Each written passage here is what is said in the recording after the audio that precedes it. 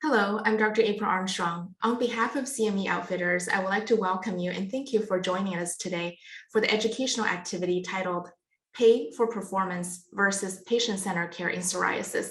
How can I do it all? Today's program is supported by an educational grant from Celgene Corporation. I'm April Armstrong, Associate Dean of Clinical Research and Professor of Dermatology at the University of Southern California. I am very excited to be joined by my colleague today, Dr. Kenneth Gordon, professor and Thomas J. Russell Family Milwaukee Community Dermatologist Chair in the Department of Dermatology at the Medical College of Wisconsin. Welcome, Ken.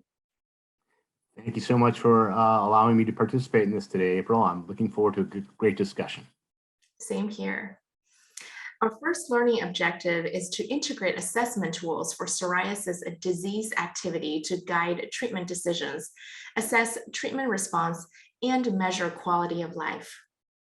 Ken, let's begin with a brief discussion on the burden of psoriasis on patients and how it impacts their quality of life.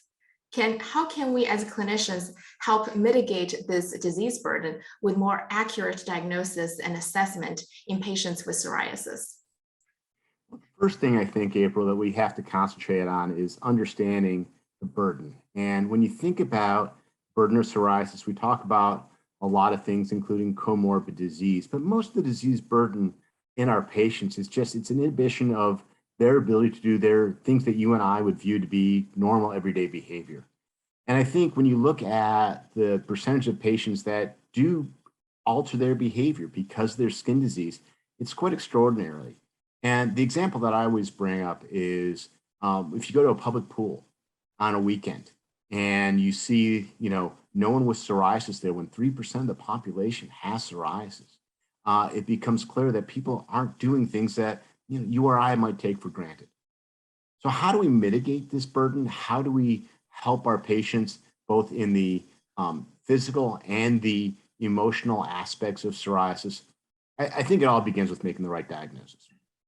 And it's something that most dermatologists can do from across the room in most patients with psoriasis. It's not 100%, but it's pretty easy for the great majority of patients. The one thing is that I think is we don't pay enough attention to is we really do have to examine all the skin to understand everywhere where the psoriasis might be impacting patients. And that might include genital areas, the scalp, the nails, every place over the skin surface. I don't know about your experience, April, but in mine, I've had lots of patients with presumed psoriatic arthritis with no psoriasis who get referred. And all of a sudden we can find psoriasis as soon as we start looking at the entire patient. But once we have that diagnosis and we get it right, because there's so many things we can do for these patients these days, we have to be able to make sure that we can accurately assess the disease in terms of its objective measures. So much of what we do in psoriasis is subjective based on the patient's considerations and the impact on their life. It's helpful to have some objective measures to be able to say that the patient has severe enough psoriasis that, for example, topical therapy might not be appropriate. And then to be able to express that to the patient, also to be able to show improvement in disease over time.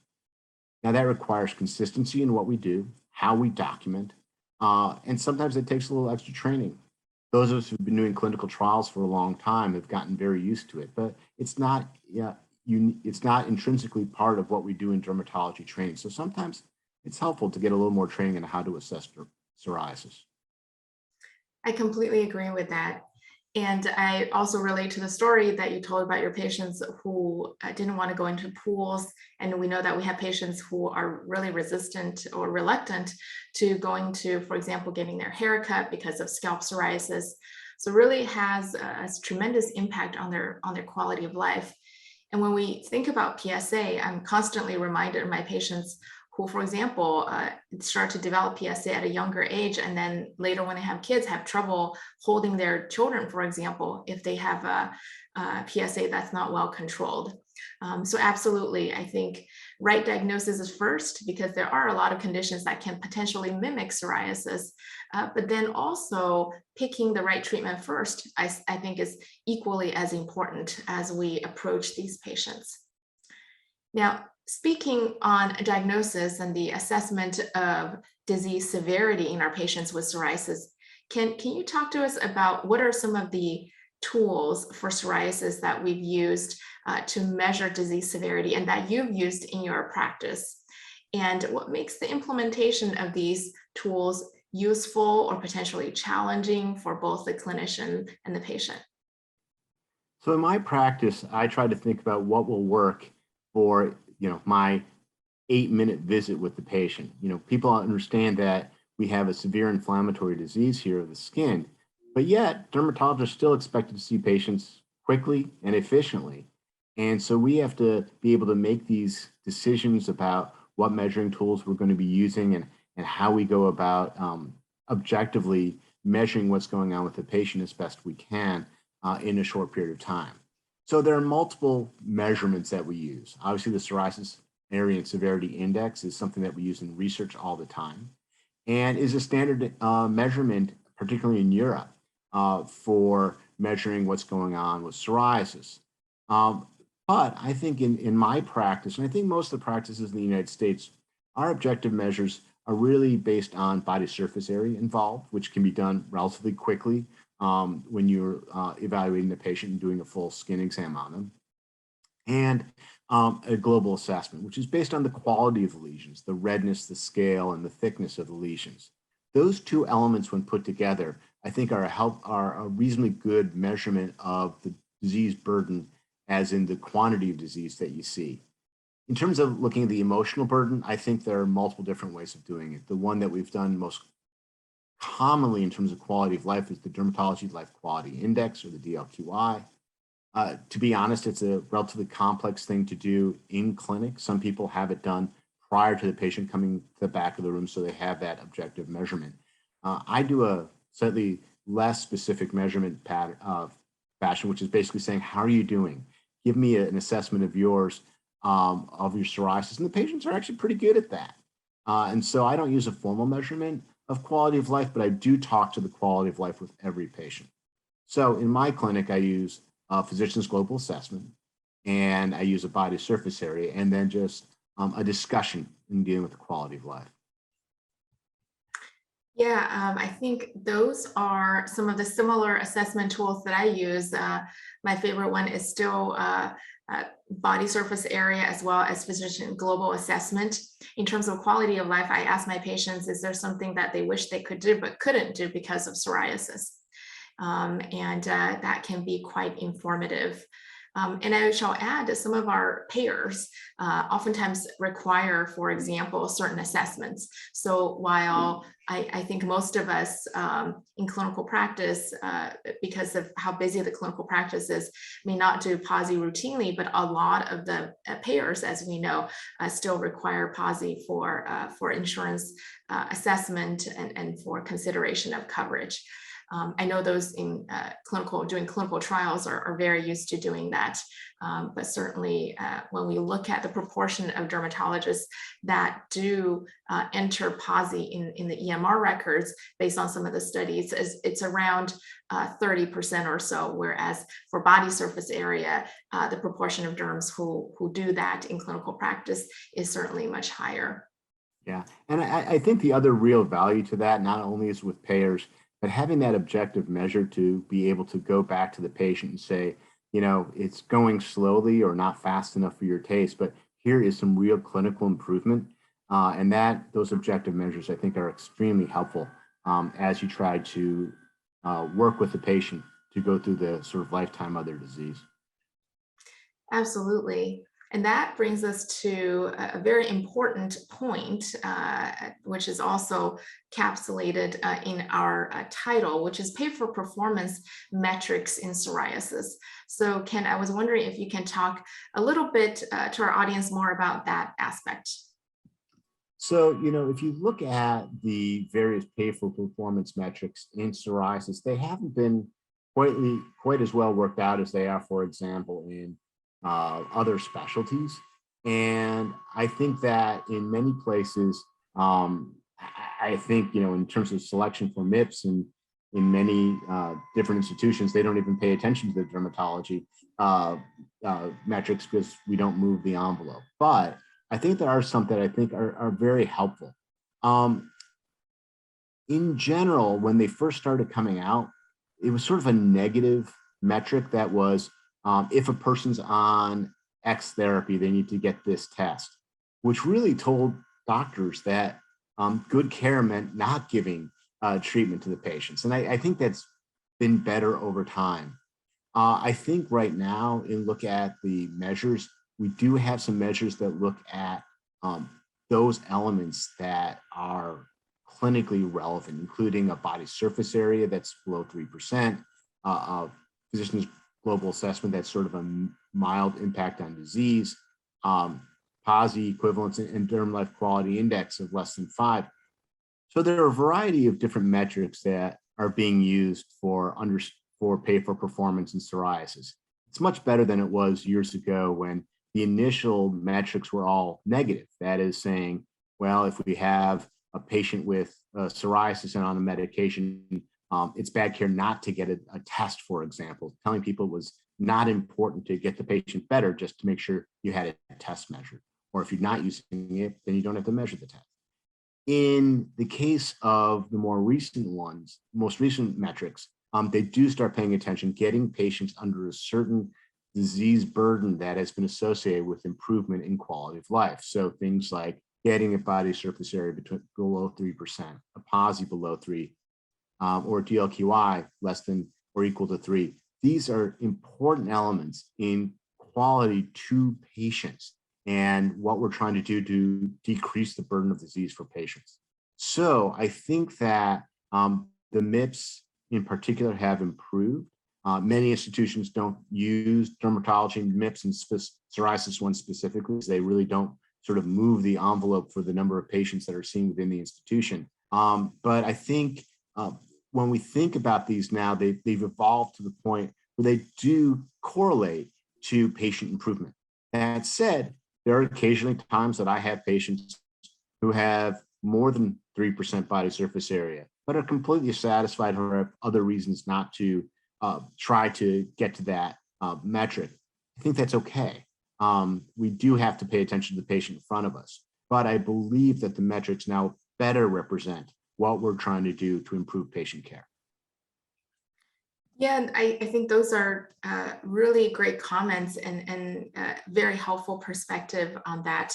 I think that Ken, I also agree that I think these metrics created for psoriasis helps us to understand a certain degree of disease control. And when we look at them, it's or, so, so PGA 2 or less, or BSA or of 3 or less, or PASI 3 or less, or DLQI 5 or less. So it's very important that for clinicians, when we see these patients and when there is good disease control, that we document based on one of these measures in order to make sure that we are achieving these merit-based incentives for our documentation to make sure that reflects what is happening with the patient.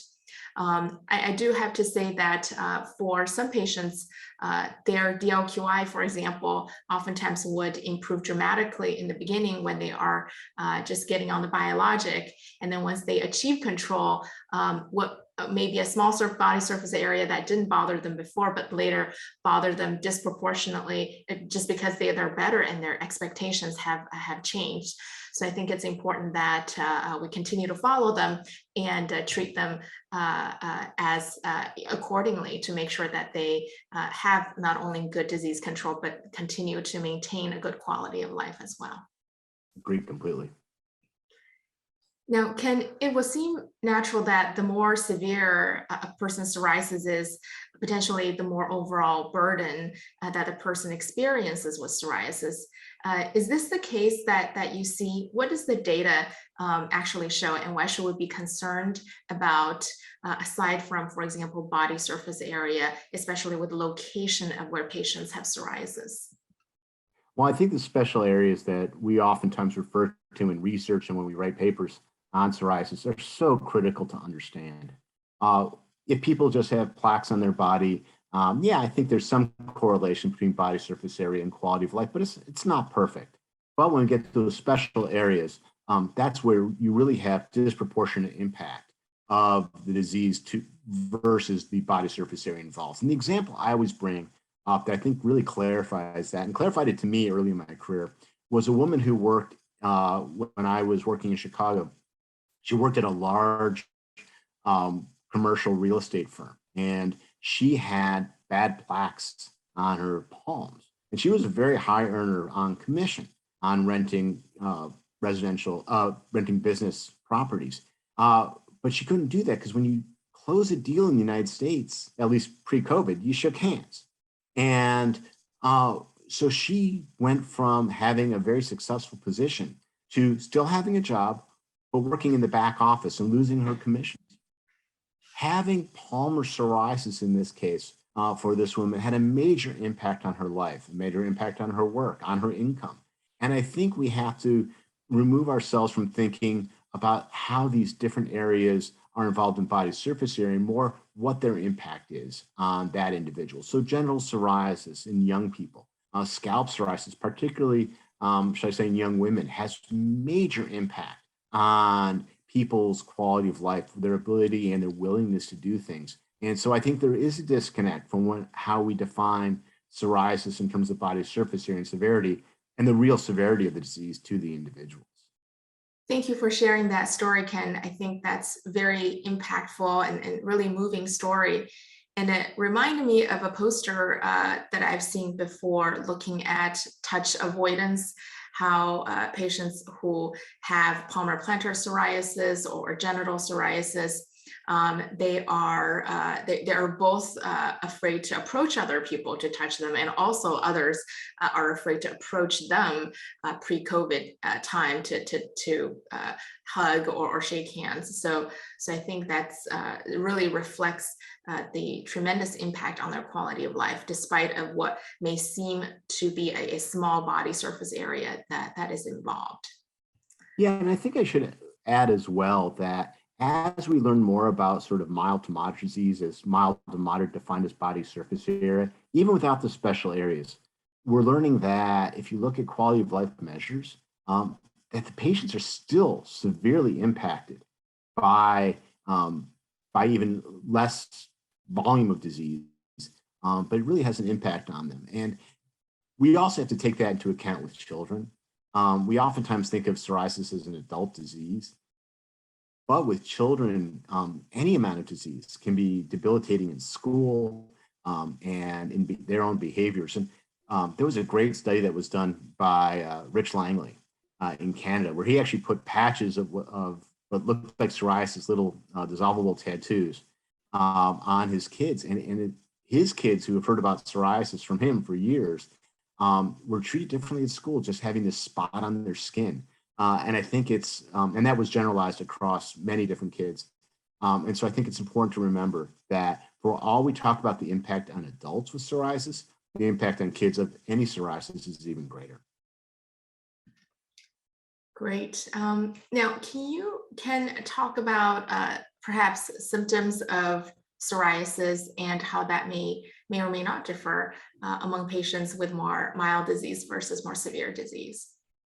So symptoms are tricky in psoriasis because people have sort of had this mythology about psoriasis is pretty much asymptomatic. That's based on many years of having pre-existing ideas rather than talking to the patients. And once we've started looking at symptom indices and the development of symptom indices for drug development, we found that patients actually do have a lot of symptoms, and it's not necessarily relevant to this amount of disease they have. And so itch is a primary symptom. Pain in the skin is a primary symptom, and it's in the lesional areas. So if you have one area of itch on your leg and it's keeping you up at night and you're not sleeping, that's going to have a big impact. It doesn't matter if you don't have psoriasis over 50% of your body. Small parts of some small areas can have significant symptoms and make a big impact on patient life. April, you were part of a poster recently at the AAD with Dr. George Gondo on looking at the factors that affect patient-reported remission in psoriasis. Can you tell us a little bit about that study? Yes, absolutely, Ken. So this is a study that was conducted and sponsored by the National Psoriasis Foundation, where patients with psoriasis, around 1,500 of them, who have a body surface area of 3% or less, we asked them if they felt that they were in remission. Now, we know that remission is a word that can mean different things to different people. But for this study, we were really interested in patients' perspective and asked them whether they felt that they were in remission when they had this lower body surface area involvement. And what we found was that among patients who have body surface area 3% or less, which was ultimately around 40% of the patients that we looked at, what was associated with their self-perception of remission was the use of a biologic to treat their psoriasis during the past 12 months. Now, this is adjusted for the type of treatment that was used. So it's, to me, it's interesting because regardless of the body surface area that they had, when they had lower body surface area adjusted for treatments, that biologics seem to come out as a factor that predicted their self-report of remission. Could this be possibly because the improvement or potentially greater improvement in other domains of their disease burden that you talked about, for example, symptoms or overall quality of life? I think that is something that we will continue to look into. Yeah, and I think when you look at it, and I think your study, it really brings out that the patient perspective is what's driving this. And the patients have different perspectives sometimes than the docs do. You know, one of the things we always talk about is quality of life in people who are completely clear. Disease-associated quality of life doesn't, 100% of patients don't have complete improvement in that. And so there are other factors that really play a role, including trust, if whether they've trust that their remission is going to stay, and multiple other factors. So I think there are a lot of things, and as you tease that, I'm going to be very fascinated to see what comes out from the patient perspective. Yes, me too.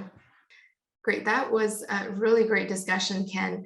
I really enjoyed that of our first learning objective. Let's go to our second learning objective here, which is to apply recommendations from the American Academy of Dermatology and the National Psoriasis Foundation guidelines to treatment decisions for patients with moderate to severe psoriasis. So as you know, Ken, you and I were both involved in this effort. And one thing that stood out to me when we were thinking about these guidelines and try to use the evidence that we have, synthesize them, interpret them, and then create these guidelines, one of the things that continues to be a key theme in terms of our approach to our patients with moderate to severe psoriasis or any type of severity of psoriasis, for that matter, is first to determine whether they have active psoriatic arthritis.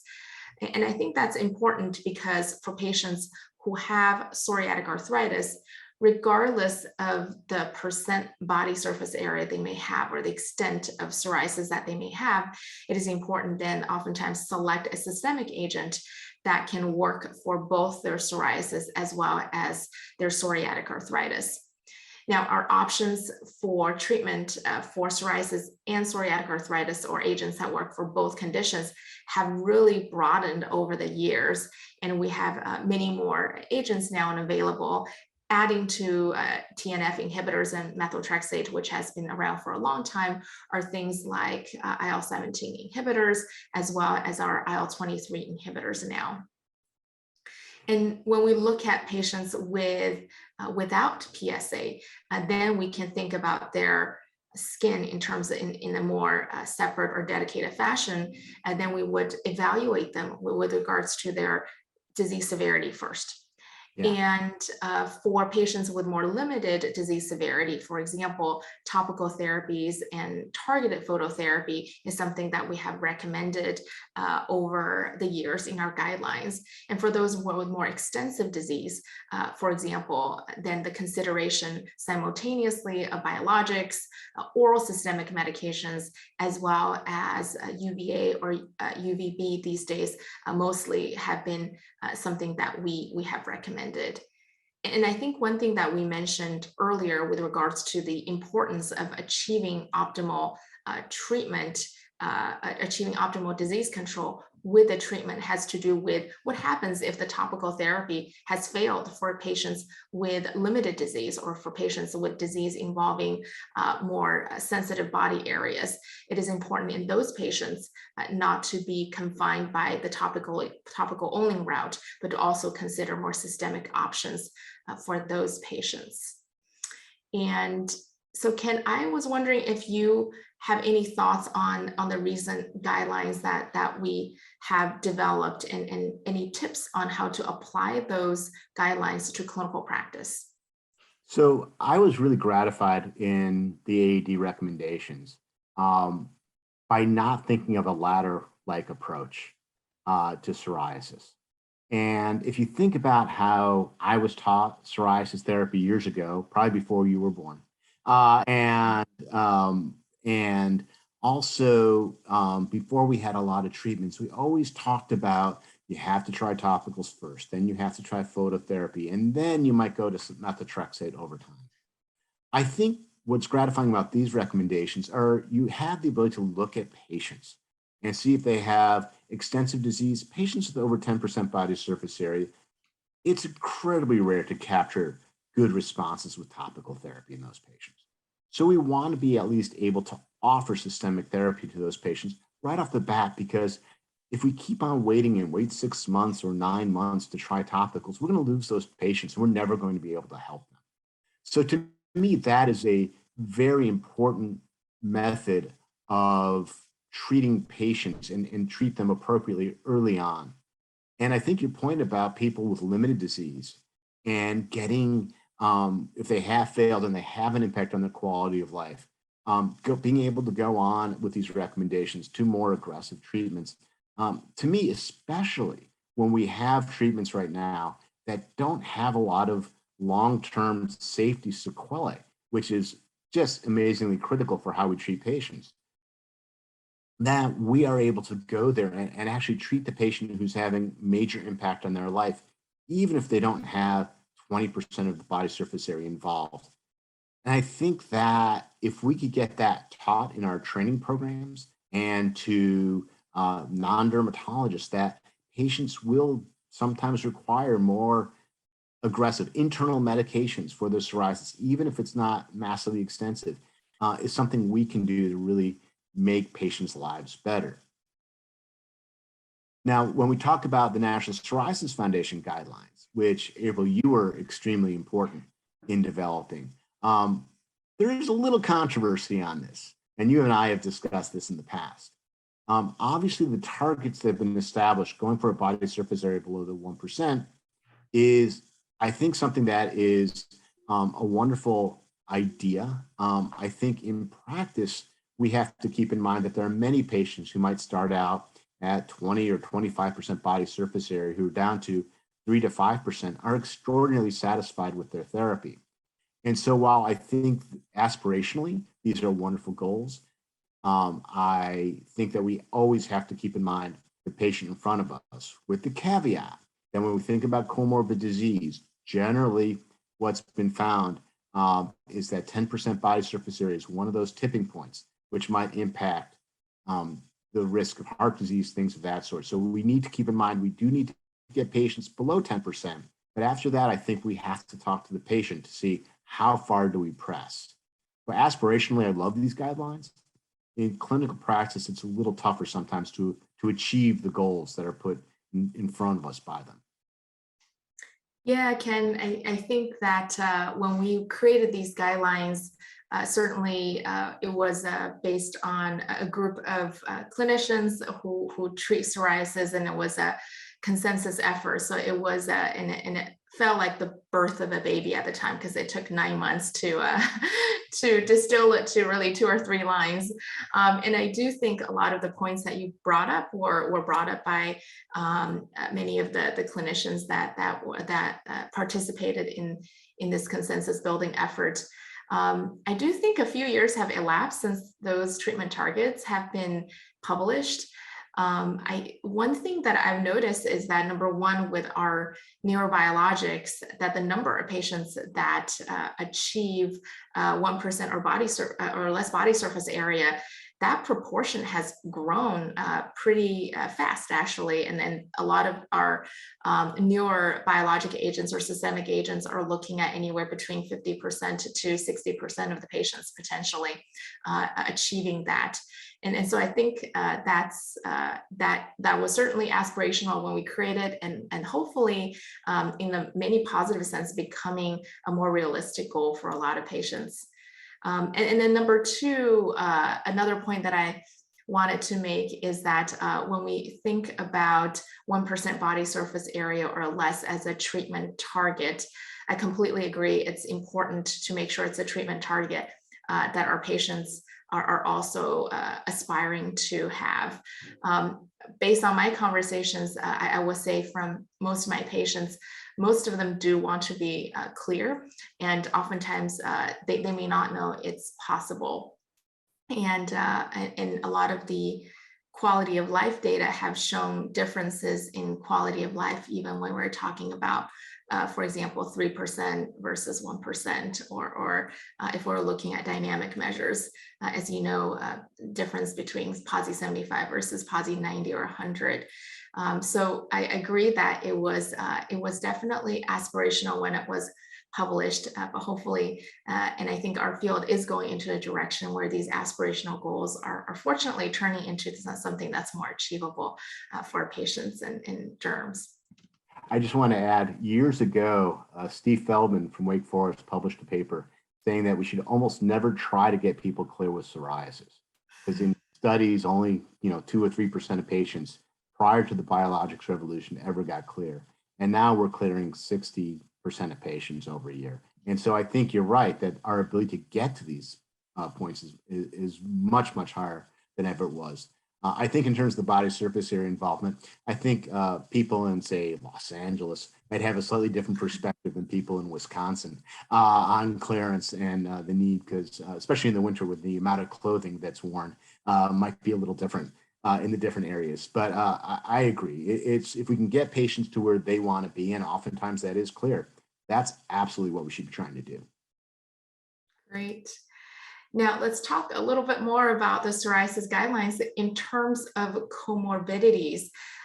Ken, as you know, we had a dedicated paper as part of the guidelines focusing on comorbidities, and I was wondering if you can talk to our audience about how we can translate some of the key recommendations from the comorbidity guidelines to clinical practice when we're also busy oftentimes taking care of psoriasis patients and other derm patients.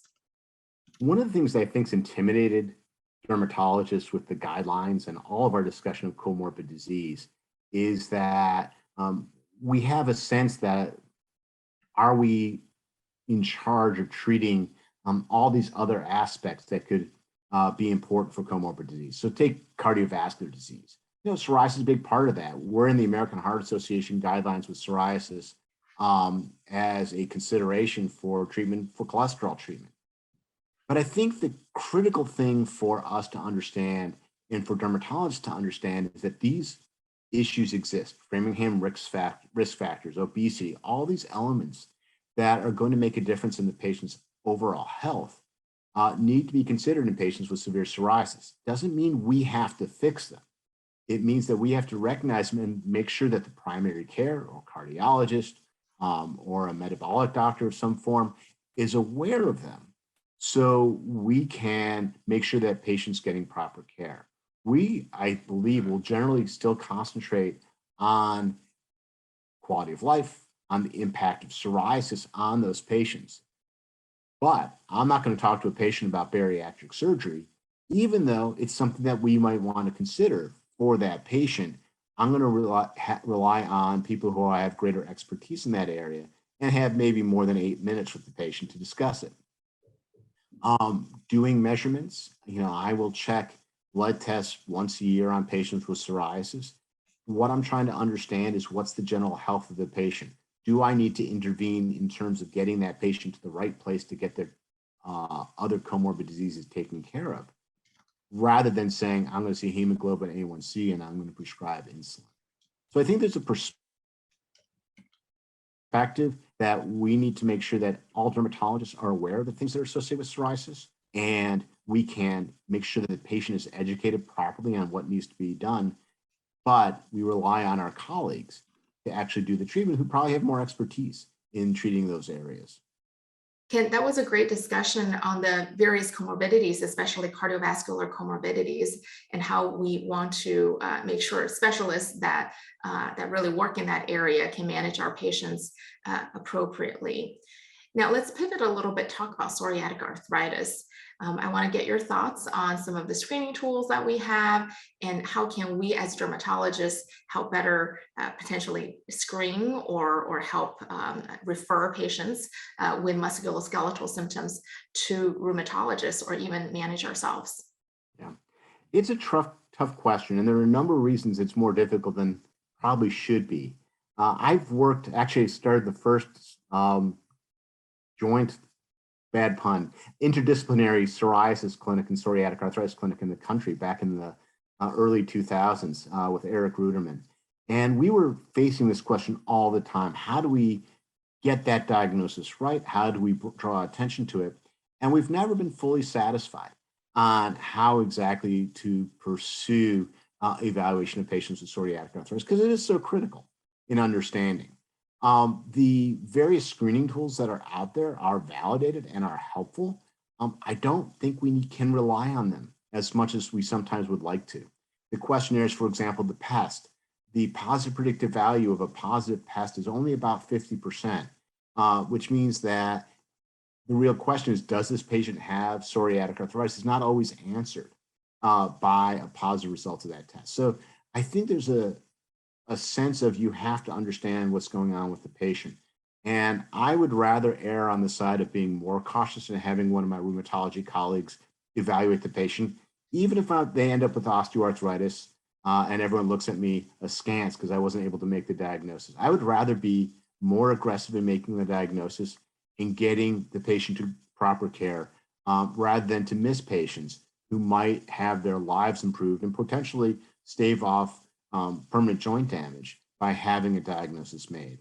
I'm lucky enough to work with rheumatologists in my own clinic, but I think having a good relation with the rheumatologist in the community or in any academic environment as well is critical to taking good care of our patients. I agree with that. Some of our dermatologists and dermatology providers are oftentimes in areas where they don't have easy access to rheumatologists. And I do think they take on the burden of and the responsibility of managing skin and joints really concurrently. So I think for a lot of those of my colleagues who do that, I think they have tended to pivot towards therapies that can cover both the skin as well as joints in patients, especially in patients who express joint signs and symptoms. And even if they cannot get a diagnosis right away or definitive diagnosis right away, because it's hard to get the patient into seeing a room, starting them on an agent that covers both oftentimes can provide some disease control in the event that they have PSA as well. And I do think that's a reasonable approach. As we know, even a delay in diagnosis of 6 months can lead to some radiographic damage in some of our patients with active PSA. So I think that is reasonable when we're thinking about management of psoriasis patients in areas that we don't have rheumatologists. As you know, there are a variety of treatment options for patients with psoriasis, especially those with moderate to severe psoriasis, where new therapies are being approved frequently, and we oftentimes feel like we need to choose from a variety of different options. How do you approach that choice? How do you approach a patient and select something that's more individualized for the patient in front of you? Yeah, April, thank you very much for that question because I really dislike answering this question. Simply put, I have a pretty well-defined way of going about thinking about patients as we go through this. And then, when I go through it with patients in the room, I say everything out loud. Everything that goes through my brain goes out loud. And what's really interesting is patients come up with a lot of great suggestions about how they like to proceed. One advantage of psoriasis right now is we have so many good therapies that we have a lot of directions we can go and we'll be right. We've gotten a lot smarter over the last 10 to 15 years, and that's really helpful. I think one of the questions that is always asked is, what's the right patient for this drug? And I like to turn that around. I like to say, is there anything we can't use for this patient? And I think there are a couple things that we need to keep in mind. If someone has a personal history of multiple sclerosis, maybe anti-TNF therapy isn't appropriate. Maybe if we have a patient with a personal history of inflammatory bowel disease, an anti-IL-17 drug is not where I would go. If a patient is very big, then we oftentimes need to think about weight-based dosing, either that being ustekinumab or infliximab, or even certolizumab, where you can use very high doses sometimes, might be very helpful. But realistically, I think the biggest differentiation, other than those sort of relatively rare events, is thinking about the presence of psoriatic arthritis. And is it very active? Do people have seven swollen and tender joints that show erosions on x-ray?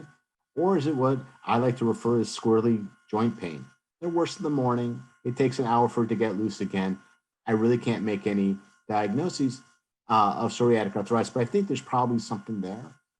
I think in that positions, we can start using different treatments. So maybe if the patient has very, very active disease and axial disease, we'll use an anti-interleukin 17 agent. And if they don't, maybe I'll use an anti-IL-23 because patients want to have fewer injections. The key thing is to express it, in my opinion, in terms of classes of drugs, because the classes pretty much behave similarly amongst themselves. So secukinumab and ixekizumab will behave relatively the same in all the different aspects of psoriasis. And guselkumab and risankizumab will do the same. But you have to present them in what the advantages of that class versus a distinct class. When you go through it out loud with the patients, we begin to understand, and only after you understand the class, then you can begin to discuss the differences, though oftentimes small, between drugs within that class. Absolutely. At the risk of repeating what you just said, I did want to reiterate several points that I heard that I really love, and that I also adopt a similar approach in that number one is to think about what the patient cannot be on. So asking questions, for example, about whether they have MS or any other types of demyelinating disease can help, for example, eliminate things like the TNF class. Or if they have a history of hepatitis B, then TNF inhibitors may not be the best. And then if they have a personal history of inflammatory bowel disease, then the IL-17 medications may not be the best in those patients. And then really think about the class-based approach. I think TNF inhibitors have worked for many of our patients well for a long time and has been a workhorse for a very long time.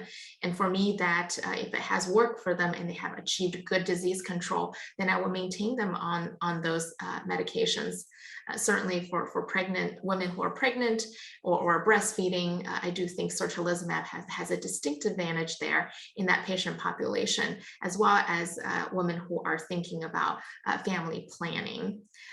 As you have said, for the IL-17 class, I oftentimes think about their robust efficacy in both the skin as well as the joint, and in terms of the joint having good protection against both peripheral as well as axial spine disease.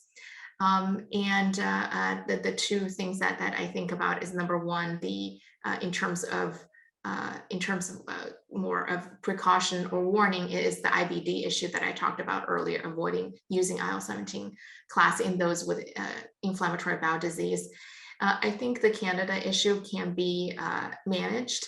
Of the approved medications so far, I would say clinically, for example, for secukinumab, ixekizumab, or brodalumab, I don't actually see a lot of Candida cases. I don't know if you do. I see you shaking your head. So yeah, so I don't think it's quite an issue for those agents. And as we get used to using these agents over time, some of the concerns we have right out the box don't tend to become as big an issue over time. And I think Candida is one of those. I think, MS with anti-TNFs, I think was a big issue when we first started using them. And I don't know the last time I really worried about demyelination in patients. So I think we learn how to use these medications over time, and we are so lucky in comparison to various other specialties to have lots of choices. When there's as much competition, when you see 80% of all TV commercials are about psoriasis these days, you realize that we have a lot of good agents that are all competing with each other, which is great because that means our patients have a lot of options to help get them better. Absolutely. Yes, I oftentimes think when I started in this area, where I oftentimes did these disease awareness programs around at that time around Sacramento, and I would have to tell people what psoriasis is. And whereas these days, it's hard to sit through one night of primetime TV without seeing a psoriasis commercial.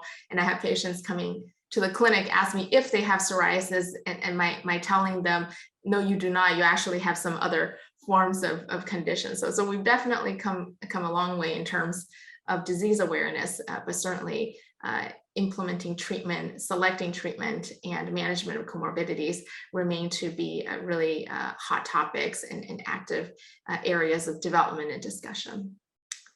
Great. That was another really enjoyable conversation for me. And Ken, if you will indulge me, we'll go on to our learning objective number 3. So our third learning objective is to think about how we can work collaboratively with our patients in order to integrate some self-management tools in their psoriasis care plan, and with the ultimate goal of increase patient adherence, as well as improve their quality of life. And I'll start with the discussion on patient goals in psoriasis therapy. I was a co-author on this poster that I contributed to, where we asked patients, what do they think should be the top 5 goals of the psoriasis therapy? And I do think this is probably no surprise in that they want the psoriasis therapy to be able to give them good control of psoriasis. And also importantly, they want it to last a long time. They want to have no fear that the disease will become worse. And in terms of the speed of onset of therapy, they also thought that is important as well. And very importantly, they want to be free of itching, as we talked about back in objective number 1, Ken, how itching is a bothersome symptom for a lot of patients with psoriasis, especially those with severe disease. So as you can see here, the goals of patients, I would say, oftentimes also resonate with us as clinicians and align with a lot of what we're thinking about as well. And so any thoughts on these goals that our patients express being important to them? I think a lot of those patient goals are simply what can give them confidence that they have a chronic disease that we can make it better over time. One of my things I say to every patient is, I can't cure you. And that makes every patient a little uncomfortable and fidget a little bit. And because the concept of having control over time is something people always leave something in the back of their mind to be worried about. And so, to me, we have to talk to the patient about what their primary goals are. Again, speed is something that is controversial at times. Free of symptoms is important, but that confidence in being able to get better and stay better, I think, is something that's so critical in engaging the patient and helping them understand that their journey for psoriasis isn't going to end, but we're going to keep it in this place that it's not going to impact their life going forward. Absolutely. I think one feedback I get from my patients in the clinic is how long they have to stay on therapy.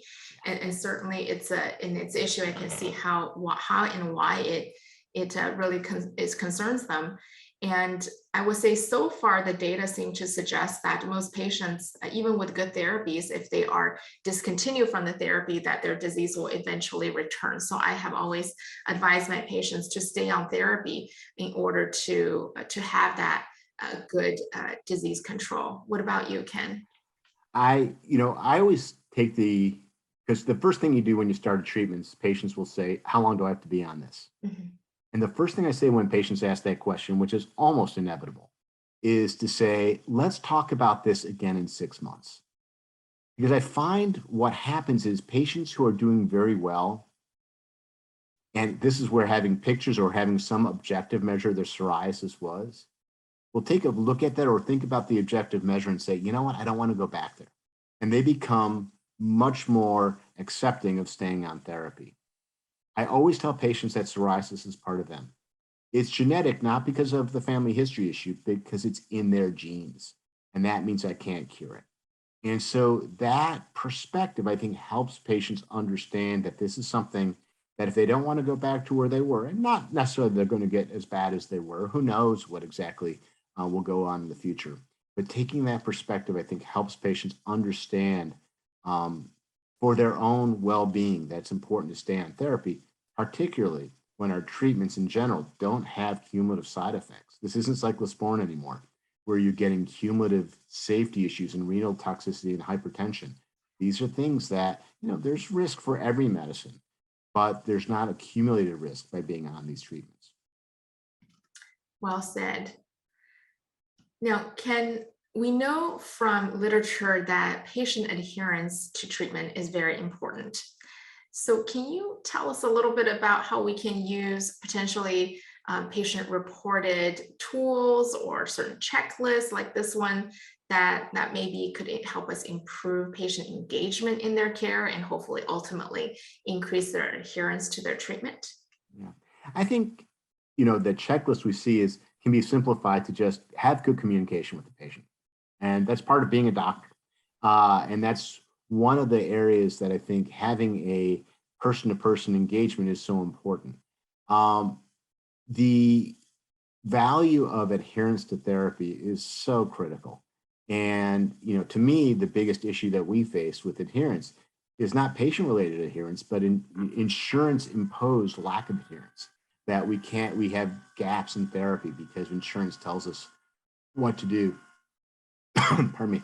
So, if you think about talking to patients about what might give them risk for not having a good response and reassuring them that we're going to work with them over time to find the best agent for them.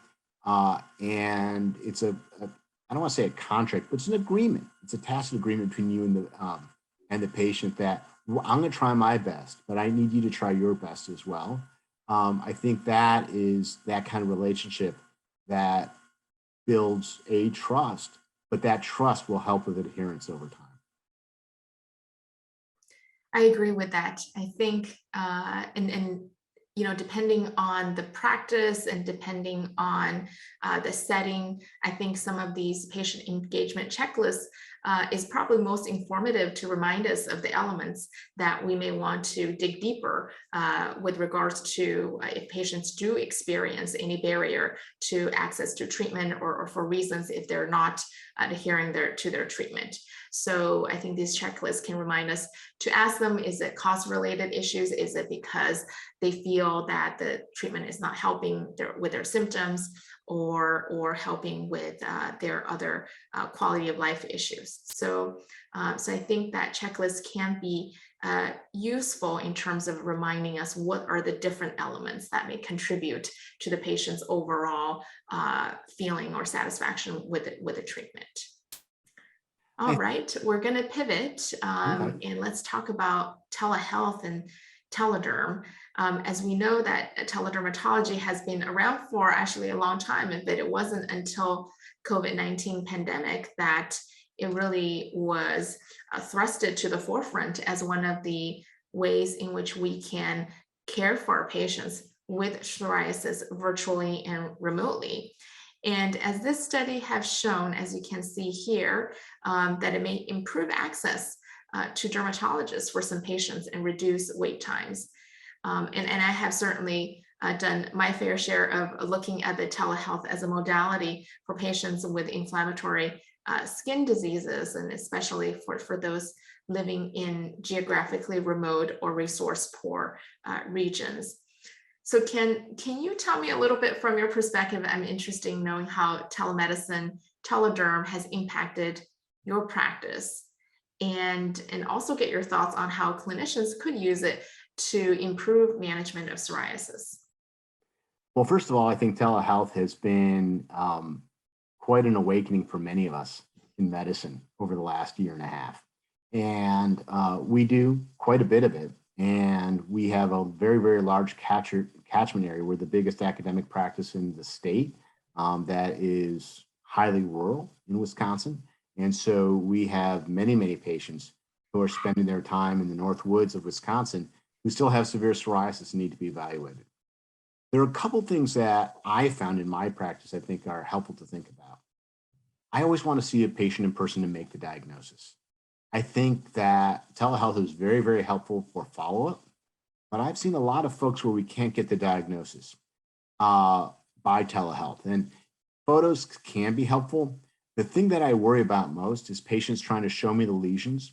I've had too many patients who are driving 18-wheeler trucks and are trying to show me pictures on the telehealth visit, saying you're in more danger taking your eyes off the road by showing me the picture, by trying to show me your lesions than you will be for your psoriasis. So I think we have to be careful a little bit about that. But I think in terms of management, patients are actually pretty good at assessing what's going on. And if we think about quality of life being the primary thing that's driving much psoriasis therapy once we get to good responses, we're asking those patients the questions either in person or on telehealth. So I think it's a valuable tool. Access clearly is much better. I have to say I moved from Chicago to Wisconsin about 5 years ago, and I've had numerous patients that I haven't spoken to in a number of years who have now found me again, and we're taking care of them by telehealth. So I think there are a lot of options that are out there for patients, and this can be a very powerful tool. We just have to be certain that we know our diagnosis, and secondly, we have a good way to communicate them for if we need blood tests or we need some other evaluation, that we can make sure we can communicate as well enough with patients to be able to get the services that we need done for those patients who we're not seeing in person. Absolutely. And I've noticed for some of my patients that I care for, they were initially skeptical about telehealth in the beginning of the pandemic, but we were all sort of forced to do it because of the situation, to now really liking it and asking if they could convert some of their in-person appointments to telemedicine appointments. So I think patients are also getting more adjusted to some of these other models, newer models, even though telehealth has been around for a while to care for them.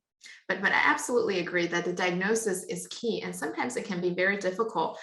In Los Angeles, we don't have as many people while driving on their 18-wheeler and showing us our photos, but certainly a lot of calls from cars, parked cars, and showing us lesions where lighting is suboptimal. So I agree. If possible, I think first visit being in person it is really important and very helpful. And also we can do a full skin check to assess the risk, for example, for skin cancer as well, which is oftentimes better done with telehealth. Better done with in-person visits than with telehealth. All right, Ken, are there any patient-reported outcome tool measures that you use specifically for telehealth? We don't.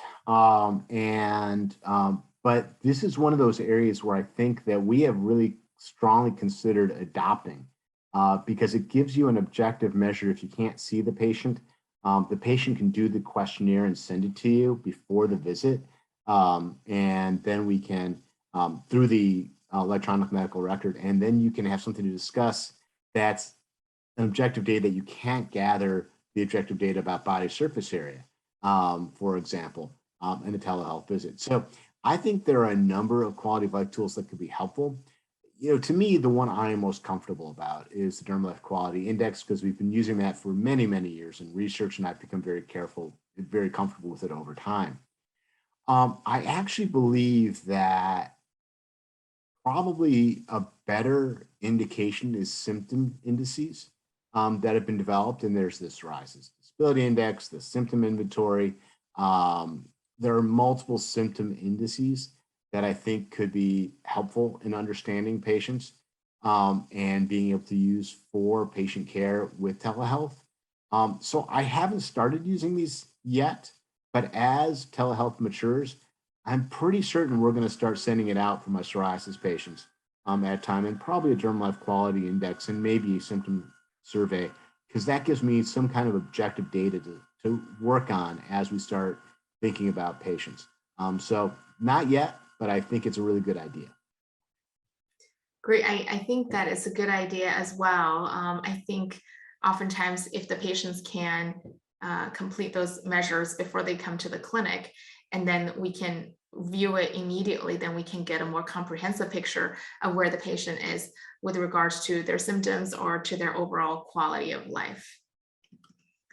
Great. So we are going to talk about going back to the COVID-19 implications for psoriasis treatment.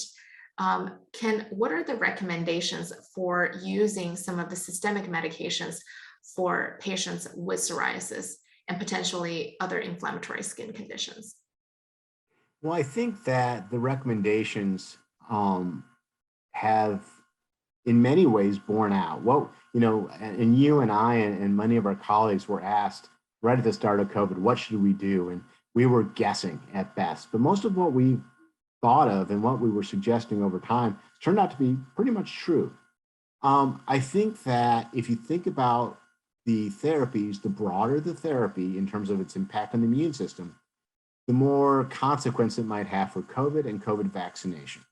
So if you think about the broadest areas, broadest agents, now we don't use systemic corticosteroids, but clearly systemic corticosteroids are have the broadest impact on the immune system and are something that do impact COVID risk and response to COVID vaccine. Methotrexate's a more diffuse immunomodulating agent, anti-inflammatory. I think the doses we use, probably not a huge impact, but a little impact. Anti-TNFs are a little broader. And at least with infliximab, primarily in Crohn's patients, there might be some impact on both COVID and COVID response to vaccine. Though I have to say that many of these therapies in patients with the most severe disease actually might help in some of those cases. But we're spending most of our time in psoriasis therapy right now are on the very specific agents. They tend not to affect viral immunity and in a very gratifying fashion seem to not really impact the severity of disease and don't seem to impact response to vaccines. And so I have taken the path of simply treating patients through COVID, emphasizing that sometimes people with severe inflammatory diseases, there's mixed data, but some people suggest that the outcomes might be a little worse in people with severe inflammatory disease. So you want to keep your psoriasis under control.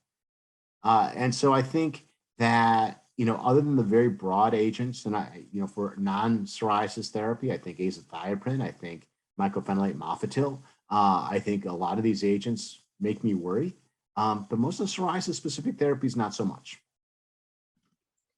Great, really great discussion. I want to thank you, Ken, on all your wonderful insights. I always learn something new every time I get a chance to talk to you. So it's been really a treat to have this conversation. And I would like to summarize a few points from our discussion for our audience. And they are, number one, it's really important to actually first start with the right diagnosis of psoriasis, as we talked about earlier. And then once we have that, our knowledge about using measurement tools to accurately assess the severity is very important for a number of reasons.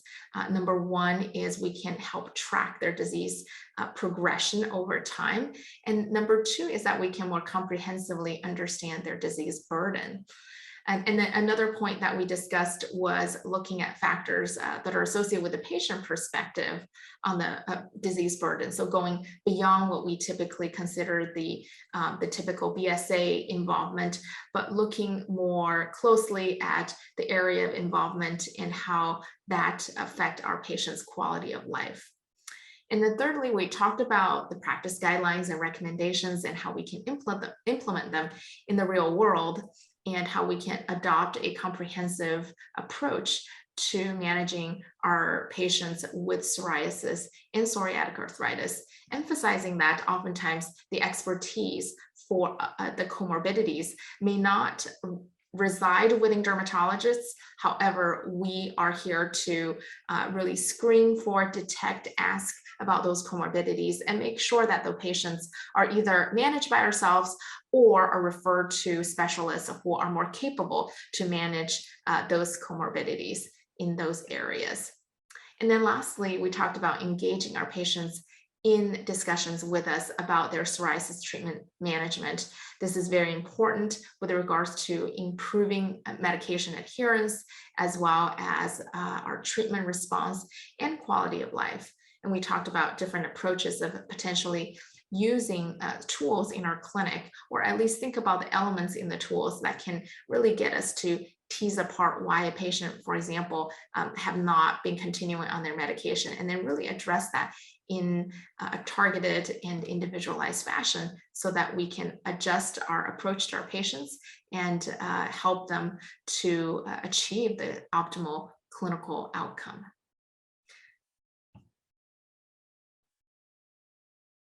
And now for our audience, you can find additional information and resources at the CME Outfitters Dermatology Hub, with a number of excellent resources for clinicians and patients.